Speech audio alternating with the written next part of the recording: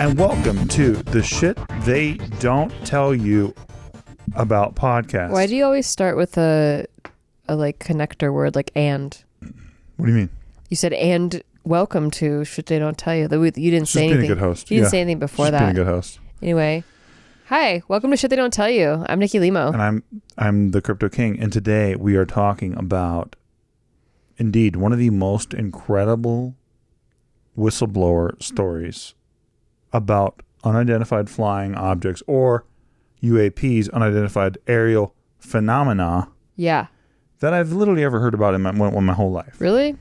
It's the craziest? It's by far the craziest. Why is it the craziest? I want to know. Okay, so let me explain to you. This episode is titled the 10 incredible things the UFO whistleblower just leaked to the public. Yeah. But first I want to give you a little bit of background. Okay. So there's this cat. His name is David Grousch, and I'm not pronouncing that correctly. Okay. That was a gross pronunciation of Thank you. In June of 2023, he is a United States Chair Force officer, or I'm sorry, some people call it the Air Force. Okay. But my whole family is Air Force, and you call it Chair Force. My whole life, everyone's called it Chair Force. Got it. So you never know how. That's hilarious. Why is it funny? It's funny. What's funny about it? Because it's like most people say Air Force. Oh, well, for us, it's just about, being correct, doing it accurately. So Okay. He says that he was approached by other officials within the federal government who informed him that the government maintains a highly secretive UAP, or unidentified aerial phenomenon. Not to be confused with WAP. Which is a wet-ass pussy. Yes. No, a highly secretive UAP retrieval program, and possesses non-human spacecraft and more. And he filed this complaint with the U.S. Office of the Intelligence Community Inspector General, which would allow him to present classified information to the U.S. Senate Select Committee on Intelligence, along with a complaint of retaliation by his superiors. Right? So he says that when I spoke out about this, or when I started to say I'm going to do a whistleblower complaint, I was retaliated against supposedly inside the government. And so he also says that he made a similar complaint in 2021 about classified information that he asserted had been concealed from Congress to thwart their oversight of a UFO or UAP retrieval program that he believes to have existed since the 1940s. Yeah. So what are his credentials, right? So who gives a shit, right? Like, this could just be some guy. Well, he was a decorated combat officer within the United States Air Force. Okay. During the war in Afghanistan. He was a veteran of the National Geospatial Intelligence Agency, or NGA, and the National Reconnaissance Office, NRO. And from 2019 to 2021, he was the representative of the NRO to the Unidentified Aerial Phenomena Task Force. And that is when he was the co-lead for the analysis at the NGA and its representative to the task force. He assisted in drafting the National Defense Authorization Act of 2023, which includes provisions for reporting of UFOs, including whistleblower protections and exemptions to non-disclosure orders and agreements. It also requires the military to review UFO sightings back to 1945. He left the government on April 7th of 2023, fairly recently. Right. Okay. So his complaint, right, in 2021, he basically says, hey, I am a part of this UAP task force. And there are many things in here that are being withheld from my task force by elements of the intelligence community to purposefully and intentionally thwart legitimate congressional oversight of the UAP program. What's the point of having the program then? Well, exactly. I mean, that's what a lot of people wonder is it just a front job to cover for things? And we'll get to that. Okay. So he's like a modern day Admiral Byrd. Well, we'll see. So, okay. Although I'm a big Admiral Byrd fangirl, so I don't think he quite lives up to it yet. Okay. So I'm just... Okay. Well, we'll see how you feel. Okay. So there's a law firm called, and this is all very important, folks. I promise you, bear with me here. There's a law firm called Compass Rose Legal Group, and they have a partner named Charles McCullough. He's a former intelligence officer. He began to represent Grousch in connection with his complaint and associated personnel matters in February of 2022 after his complaint. In June of 2023, Compass Rose announced it had successfully concluded its representation of Grousch in the matter. Okay. Okay, look, there's 2 complaints that he filed, right? Okay. Whistleblower complaints. One in 2021 and one in 2022. Okay?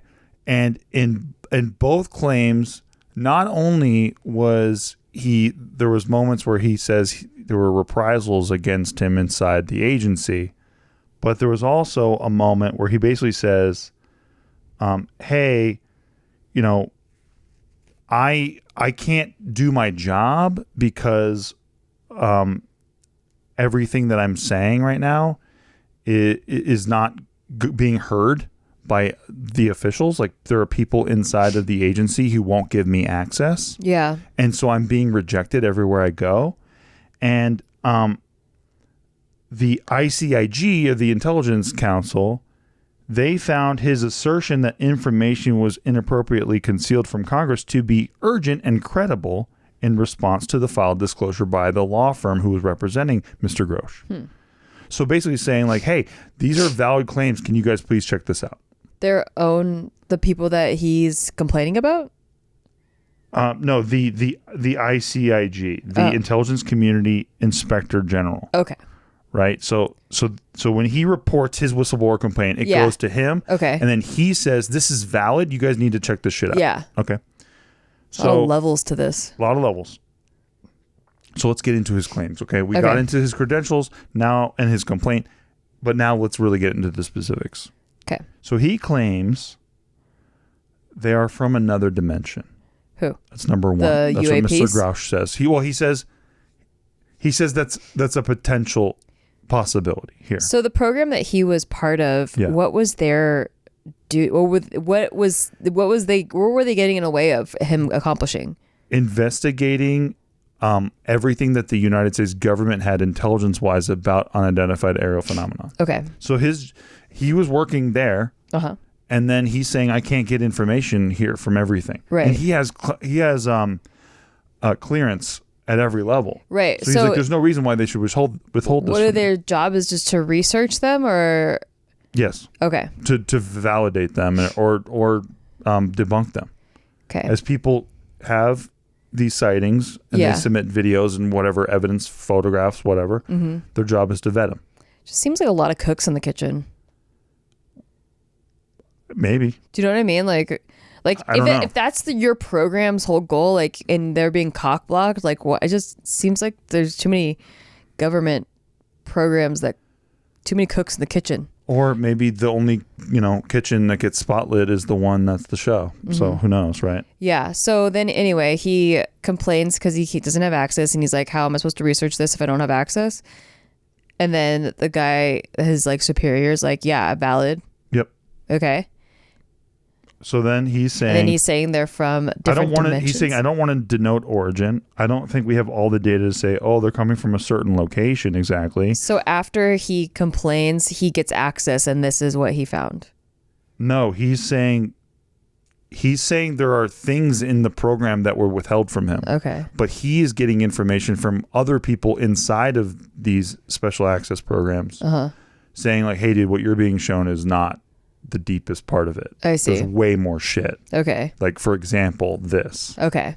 So then he's saying, I'm not saying they're from a Zeta Reticuli star system or whatever. He's not saying specifics. He's just saying they're from a different. He's saying they're not us. They're not human beings. Yeah. And they refer to them as they don't even call them anything human. They call them non-human intelligence, or NHIs. Okay. Okay. And we'll get to that too. But he's basically saying, we don't know they're coming from the fucking moon, right? Mm-hmm. But we know that there are extra dimensions due to high energy particle collisions, and there's a theoretical explanation to explain why these vehicles could be coming from a different physical dimension than exists. Like, I don't know exactly where they're from. It could be layered on top of our Earth. Own, yeah, exactly. And it could be that this is not necessarily extraterrestrial, which is what everyone's inclined to think always, right? Right. And it's coming from a higher dimensional physical space that might be co-located here. Mm-hmm. Number 2, craziest shit that I've ever heard about. The Vatican maybe helped the United States recover an aircraft that was found by Mussolini's government in Italy. So check this out.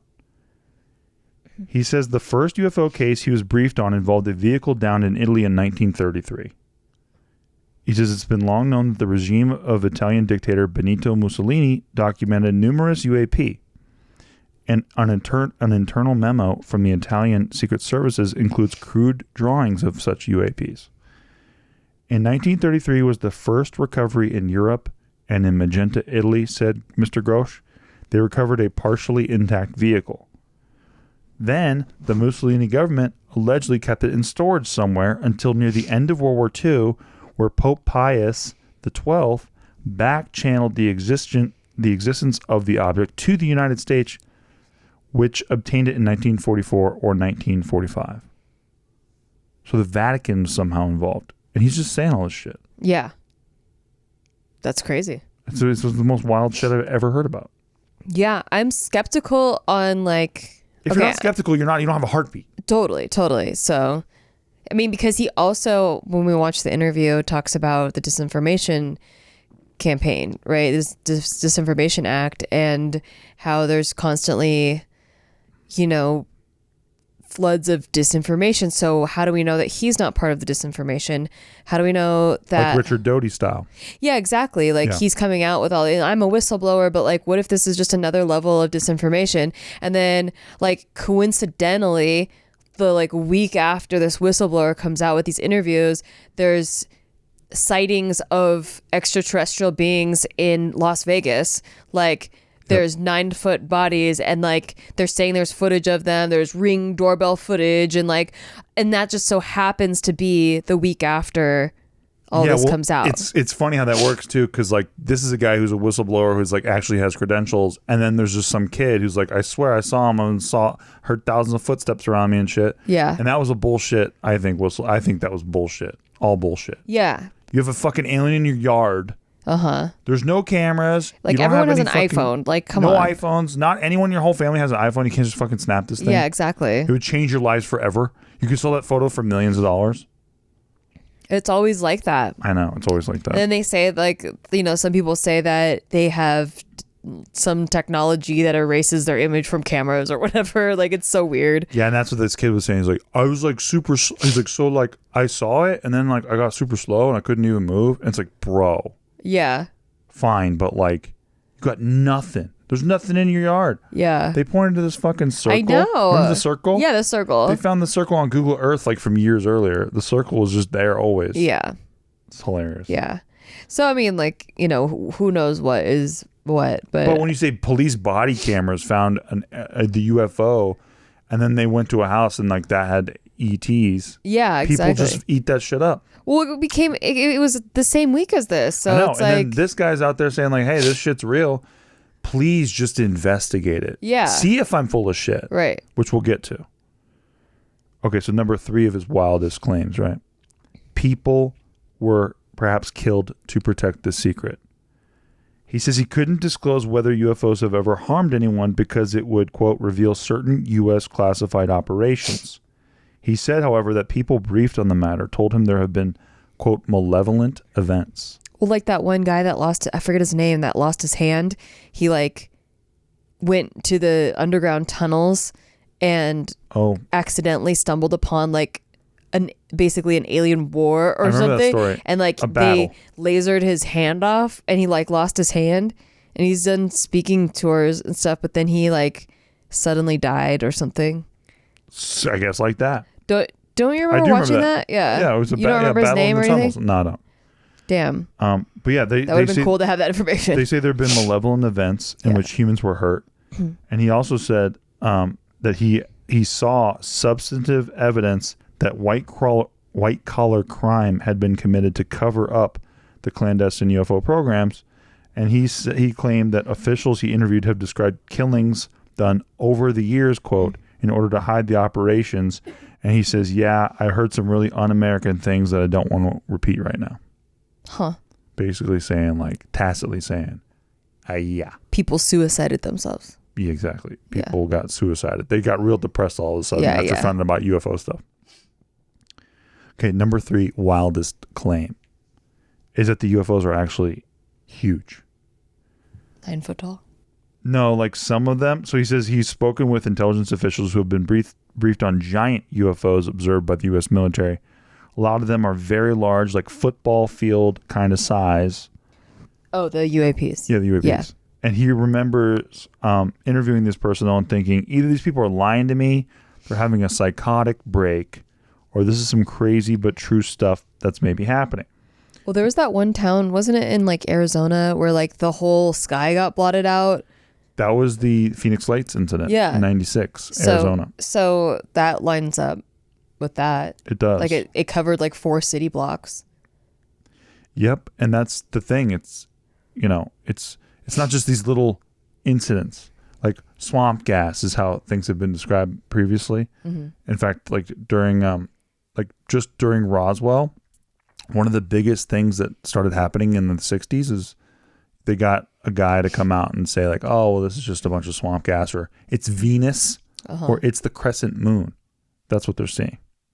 And people just felt gaslit by the government, of course. Obviously. Yeah. But that was swamp gaslit. Thank you. But that's how, you know, we're going to get to that too, how the misinformation can play into this stuff. Yeah. Right? Okay. So, he says, you can't just say it's ball lightning and move on, right? You can't just write off people who saw something. This is tangible technical craft that we're seeing up close and personal in some cases. Okay, number 4, craziest shit, right?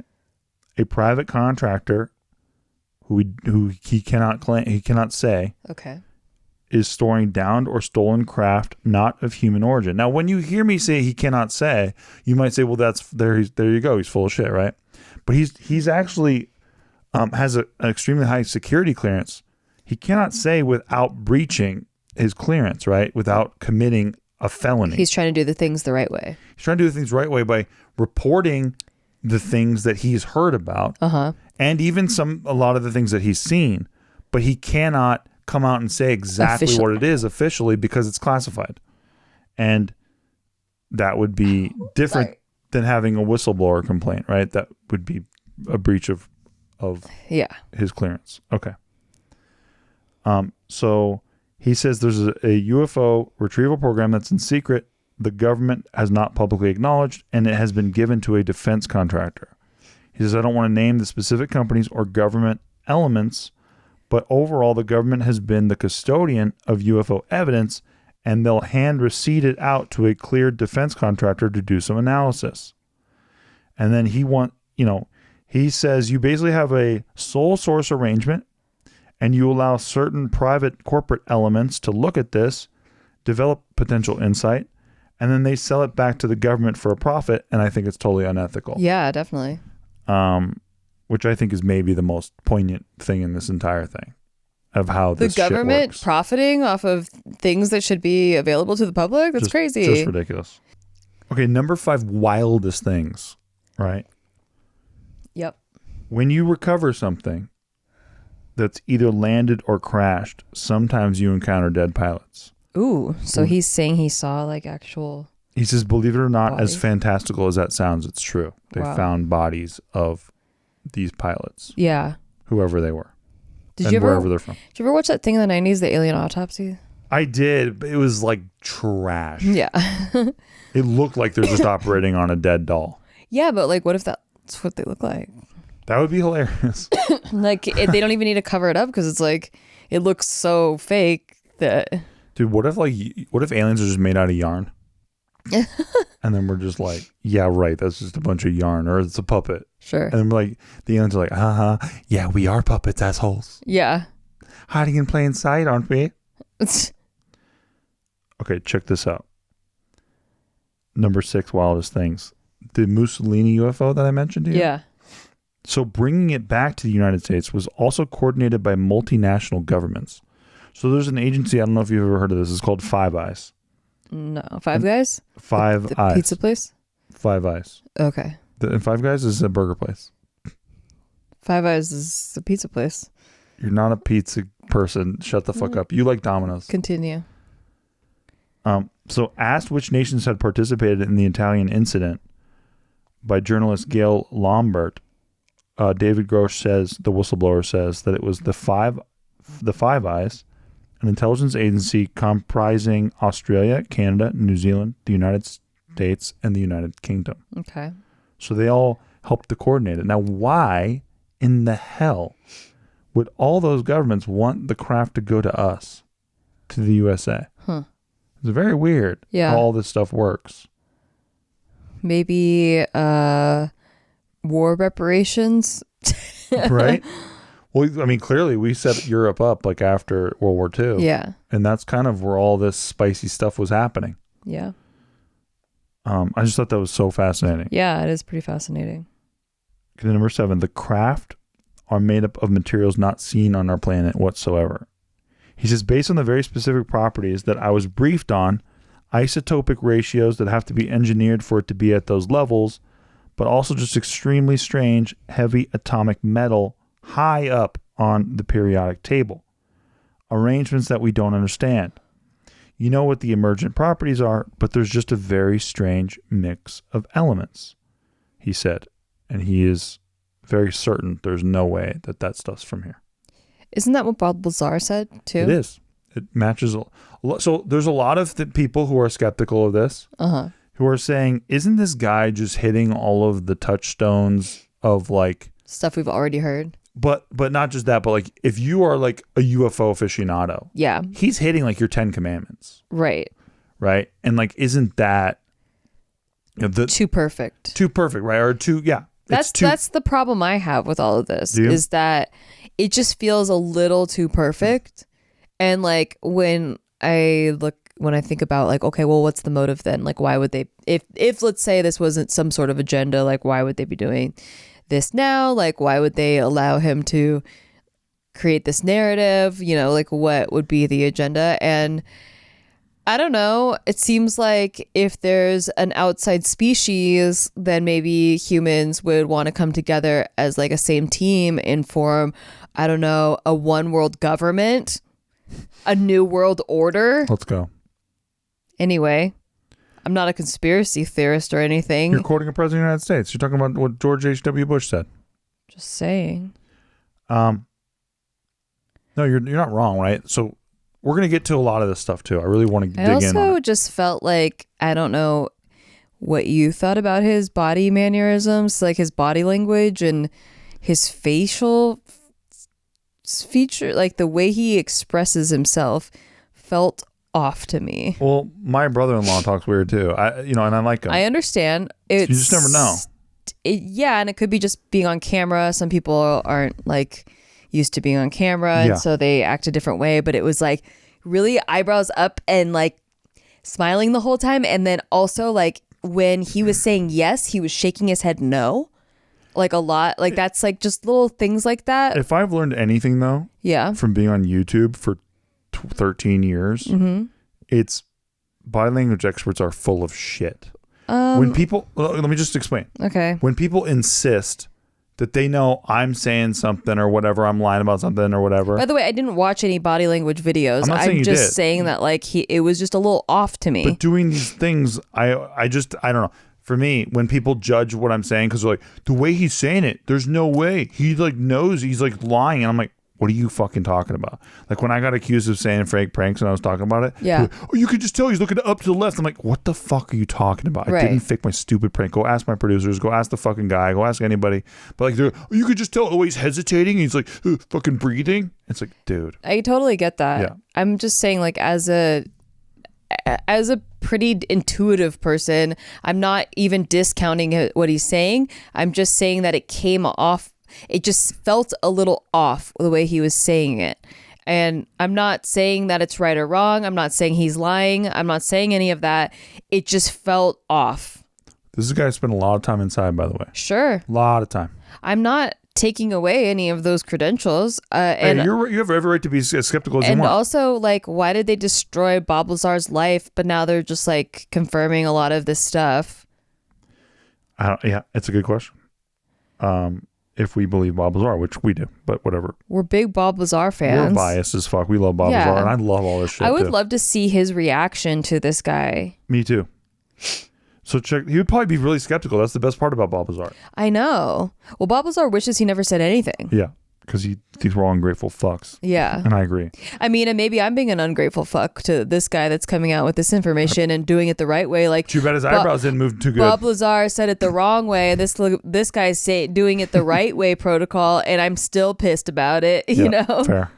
I don't know. I'm just some asshole, but it feels weird is all. And like, why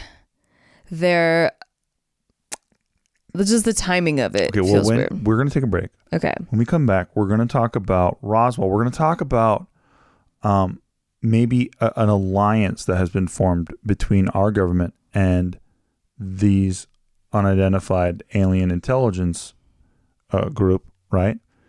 And we're going to talk about the man who saved the fucking world that nobody really ever talks about or knows about. But there's a Russian who saved the world. I heard about this guy. And it's insane. And we will be right back. Buy whatever we tell you to buy.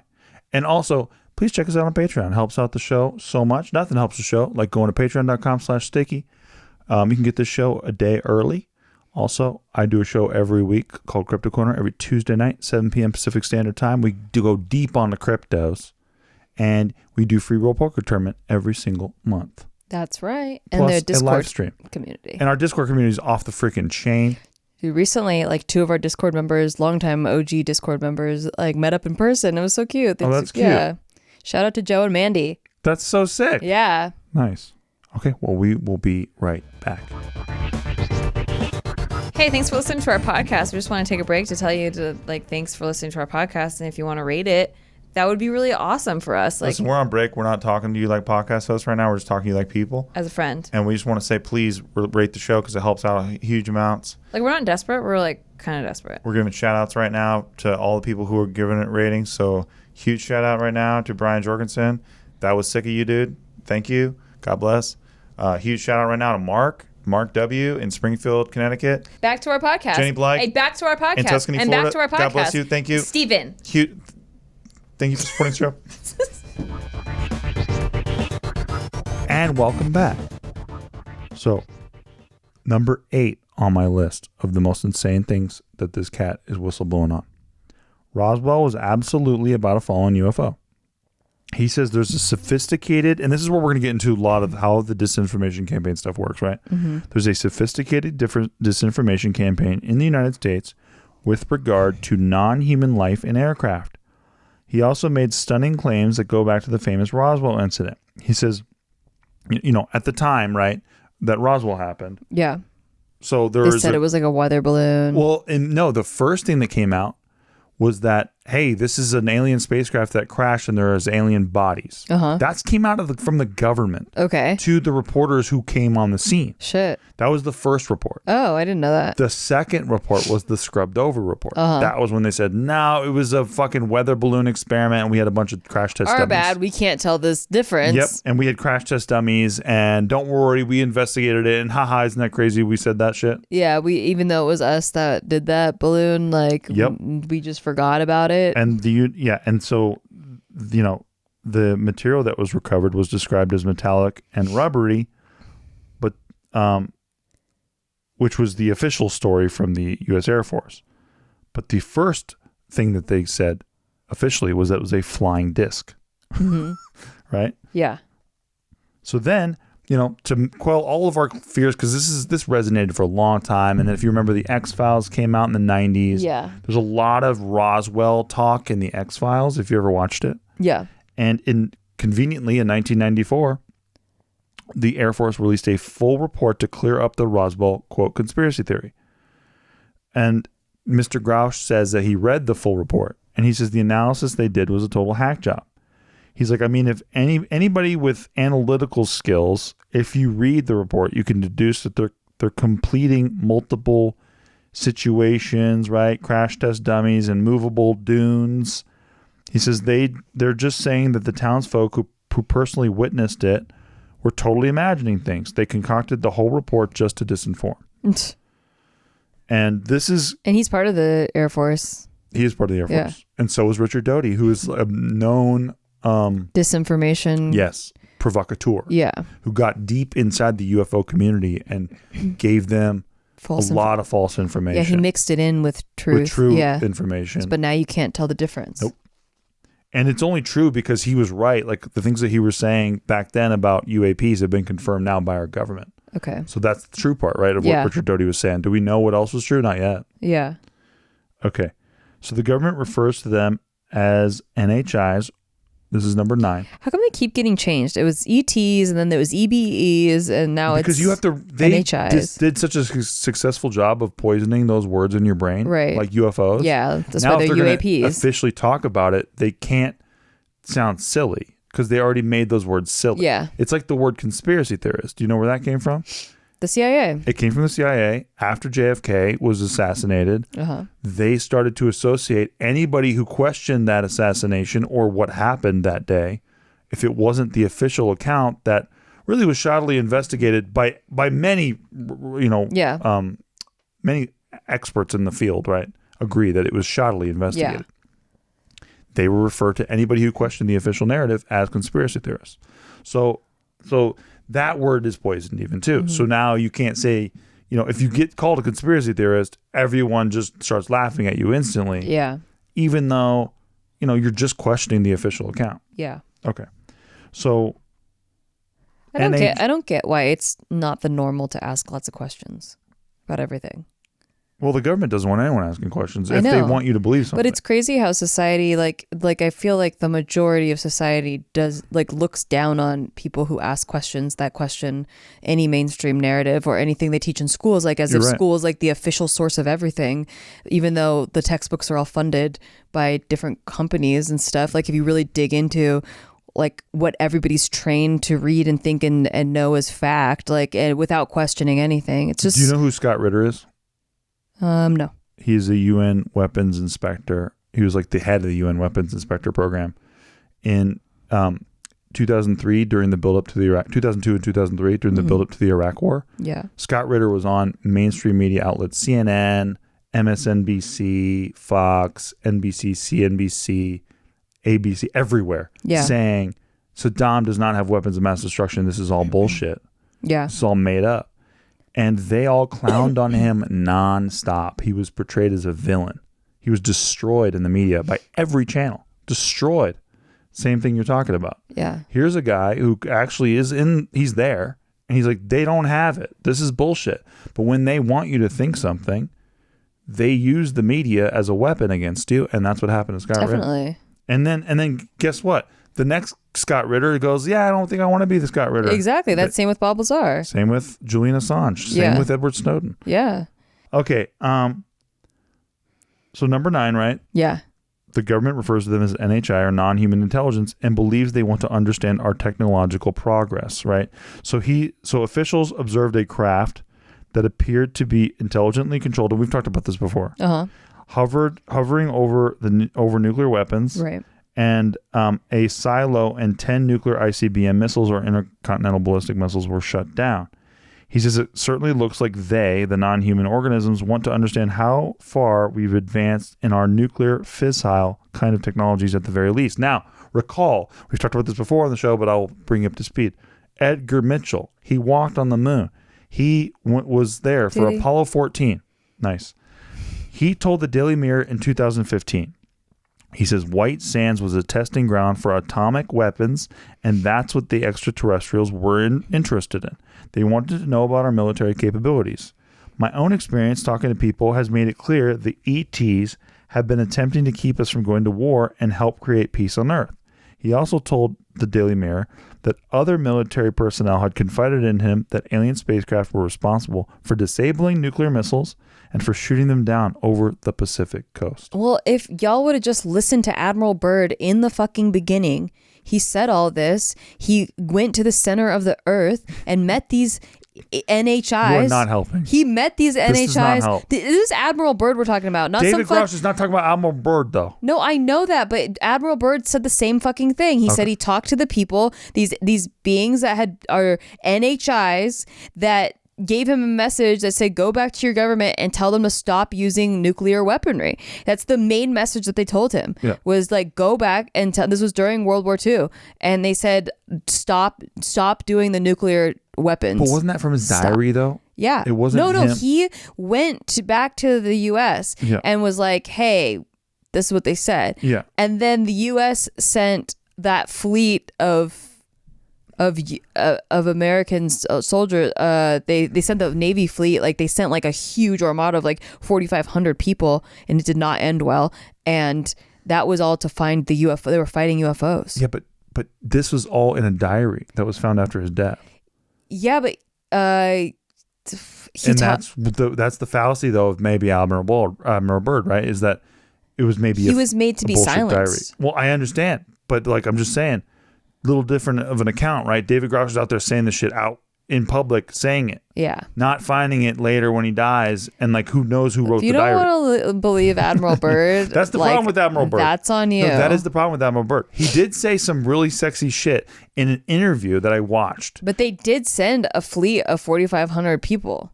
I believe you. I just don't. To Antarctica. Okay, I believe you. I don't know much about that as far as the official. A lot of people died. Account from Byrd, right? Uh-huh. It's not as sexy as the diary is, and that's the problem with Byrd for me. What was that mission called? Anyway. I don't know. Anyway. This was Operation High Jump. I mean, that's like not from a diary. But it was to establish an Arctic research base. Then how come a bunch of hundreds of men died? Let me see. So there's only 2 deaths during Operation High Jump. That's bullshit. There was hundreds of deaths. They had to cancel the mission and like bring them all back because there were so many deaths. Yeah, there's a bunch of conflicting reports. It says 40 U.S. scientists and support personnel have died in Antarctica since the beginning of Operation High Jump. 29 of them died in aircraft accidents. In all, 20 helicopters and 30 fixed-wing airplanes were destroyed. It's a lot of aircrafts that got destroyed. Yeah, but this from some guy in Cora. It's hard to find like the fucking... Admiral Byrd, Operation High Jump, look it up. Just go back to when I say y'all should have listened to Admiral Byrd. He said that he went and met NHIs and they told him to go back to the government and stop using nuclear weapons. And then Operation High Jump happened. Admiral Byrd was told to be silent about this, and then Operation High Jump happened, where they went out to fight towards Antarctica, and it had to be aborted because the mission was a huge failure. But anyway, the whole message was stop using nuclear weaponry. From the people. From the, supposedly, in his journal, that got revealed later, where he's like, I can't be silent anymore. So Mr. Grousch also mentions in his interview Article 3 of the treaty signed in 1971 between the USA and the USSR to avoid a nuclear conflict. And if you look at the text of his treaty, this is from 52 years ago. It says, Article 3, the parties undertake to notify each other immediately in the event of detection by missile warning systems of unidentified objects, or in the event of signs of interference with these systems or with related communications facilities, if such occurrences could create a risk of outbreak of nuclear war between the two countries. Basically, to be like, hey, that's not us. It's not us. Yeah. And they actually established a direct communications channel between each other for the first time ever to do that. Mm-hmm. Right? Now, let me tell you about the 26th of September, 1983, 12 years later. There's a guy named Stanislav Petrov, whose job it was to basically register if the Soviet Union was being attacked by nuclear missiles or not. Stressful job, right? Mm-hmm. So in the early hours of the morning of September 26, 1983, all of a sudden, the Soviet Union's early warning systems detected an incoming missile strike from the United States. Computer readouts suggested several missiles had been launched, and the protocol for Soviet military would have been to retaliate immediately with a nuclear attack of its own. But duty officer Stanislav Petrov, whose job it was to register apparent enemy missile launches, decided not to report them to his superiors and instead dismissed them as a false alarm, which was a breach of his... Yeah, it was a breach of his instructions, a dereliction of duty, and the safe thing to have been for him to do would have been to pass the responsibility on or to refer up, but many believe his decision to do so may have saved the world, and this is from the BBC. Yeah, I read about this guy. Yeah, it's insane. He basically says, and I'll just truncate the article here. He says it just didn't seem right.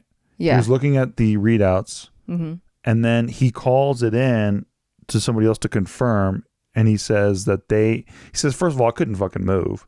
It was like I was in the middle of a frying pan. Yeah. And like, I'm looking at the end of the world, essentially. And he's like, yeah, I instead of reacting, because it basically says, you know, there's a button that says like launch on his screen in red. It's blinking. And he says, instead of doing that, I decided to call it in. And I basically had it confirmed from other people, which I wasn't supposed to do, that they hadn't seen anything. So we don't know what the readout was seeing, but was this treaty, like, which happened, you know, 12 years prior, sort of like one of the reasons why this guy was maybe sussed out about how this shit is, right? Yeah. Like, why wouldn't they think right. it's a fucking missile from the United States? What else could it be? They don't pick up birds on this thing. But he's like, well, it could be the UAPs. Who knows? Yeah. We don't know. He never said it. No. It is an interesting Did he connection. get punished? He did get punished. Yeah. Yeah. He got written up for it, but it wasn't for not launching. It was for his disrupting logbook. protocol. His logbook was inaccurate for what happened that night. I see.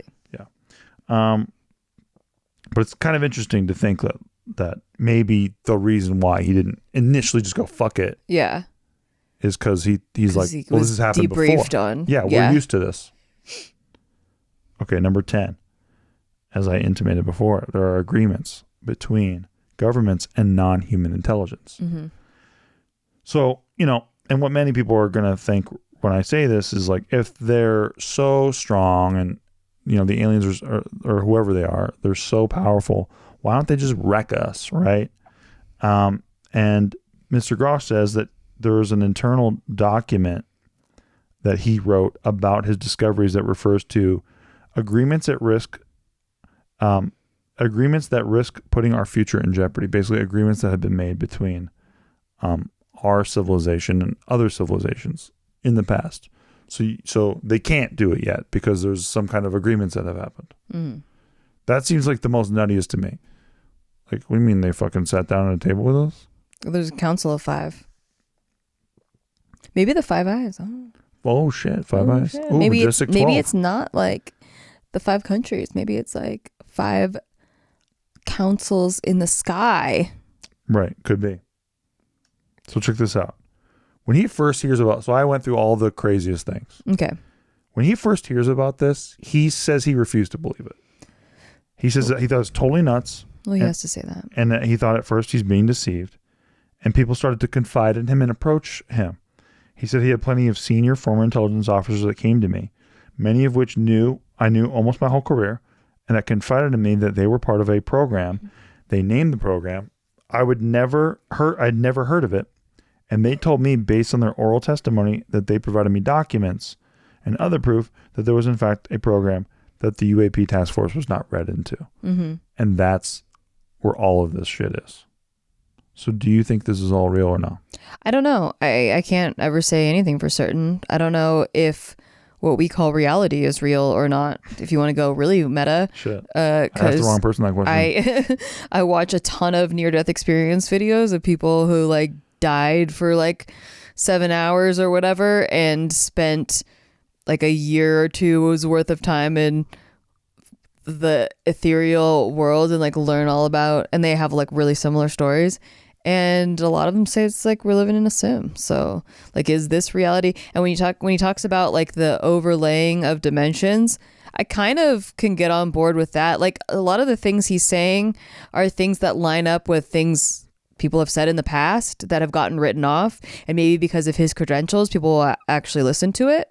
But then I also, you know, there's some newer things that I don't know about, and also what can't he say, right? And why has he been given clearance to say these things but not other things? Well, so far he has a whistleblower complaint. Right. He can say certain things that he heard from other people, which is hearsay. Yes. He cannot say the things that he knows for sure unless he is giving Congress testimony, like classified testimony. Okay. Because it's all classified. Okay. So he's basically saying like, hey, I have information, and let me give you another piece of this, right? Okay. So the UAP task force he was part of was refused access to the UFO crash retrieval program. He says, I have, based on my full security clearance and multiple polygraphs, had the ability to be read into any program that I needed. And at one point in time, I was extremely highly cleared. During that time, he says he was refused access to this program. He says he's never personally seen non-human intelligence. He says he's spoken to enough people directly involved in what he calls the program, and he's convinced that it's real because of that. He says he starts out as a non-believer. He came to this as a hardcore physics guy, intel officer. So I have, excuse my language, high bullshit factor. I was very methodical, interviewing people who didn't know each other and making sure this wasn't some kind of cover-up or some other program. He says he pressed to gain direct access to the program, and that's when all the trouble started. He claims his investigation was stymied. His requests for access were all rebuffed. They shut the door in my face. They denied me access to these programs. Soon after, he starts enduring reprisals and retaliations from above.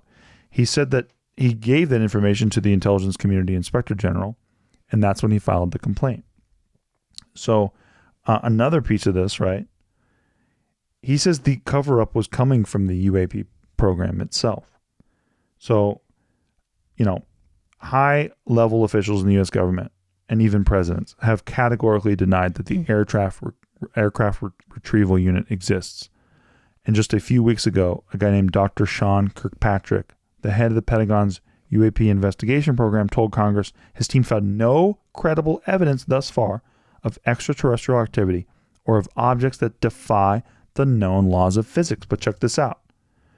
While a large number of cases in our holdings remain technically unresolved, this is primarily due to lack of data associated with those cases, Kirkpatrick told lawmakers. Grousch said he expressed some concerns with Kirkpatrick a year ago. He says, I told him what I was starting to uncover, and he didn't follow up with me. He has my phone number. He could have called me. I hope he ultimately does the right thing. He should be able to make the same investigative discoveries I did. Why is the head of the task force saying something that conflicts with what this guy knows, the whistleblower knows? Yeah. He's saying, this guy has my phone number. Yeah. He hears me saying all this shit. Why doesn't he come call me and question me? If he's like, we haven't found anything, I did.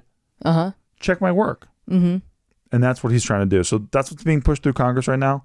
It's funny the way the media is reporting this honestly, because they're basically saying like, man, like there's a bunch of conspiracy theory shit. And it's like, chum is in the water for all the conspiracy theorists out there. And it's like, dude, this is all like, we're past that. This isn't the 1990s anymore, dude. I don't even think I'm sorry, like Wired. Exactly. Like it's not even that far-fetched. Also, a lot of like old Celtic and Nordic traditions, like Halloween, things that have to do with the changing from the fall to the winter.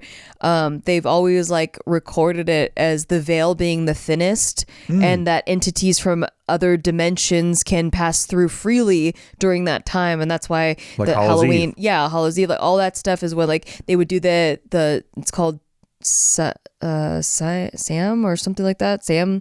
It's Siam or something like that. I can't remember. It means end of summer basically. But yeah, like that. So when he talks about how they could just be living on the same planet, but like in a different plane, like a higher dimension, like a frequency that we can't see with our eyeballs. Like our brain is just a processing machine that we only perceive reality as it's being projected out of our eyeballs. Right. But it's like wearing a VR headset in your living room. Exactly. You can't see your couch even. Which is why there's all these, the simulation theories that we're just like in a game. Like there's so much more, but we can't see it because we chose to come in like with these bodies or whatever.